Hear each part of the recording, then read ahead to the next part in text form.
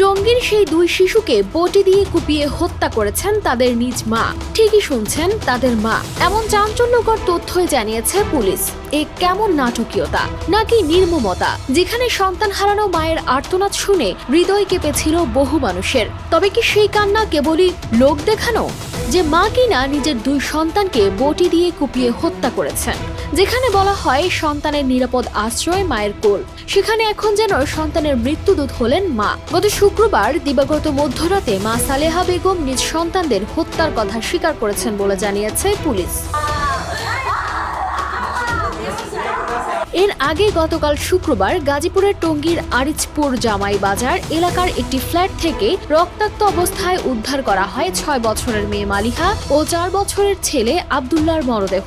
ঘটনার দিন দুপুরে বাবা মা ও দাদি একসঙ্গে খাবার খেয়েছিলেন। এরপর সালেহা ঘুমিয়ে পড়েন। দাদি ওপরতলায় যান আর বাবা বাইরে যান। কিছু সময় পর সালেহার চিৎকারে নিচে নামেন দাদি।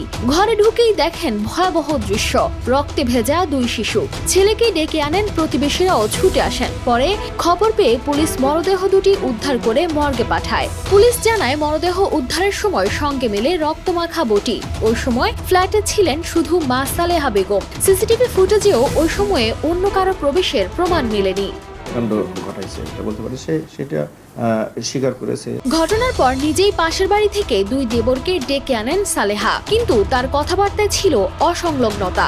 এছাড়া তার হাতের কাটা দাগ দেখে পুলিশের সন্দেহ বাড়ে। পরে জিজ্ঞাসাবাদে তিনি স্বীকার করেন এই ভয়াবহ হত্যার কথা।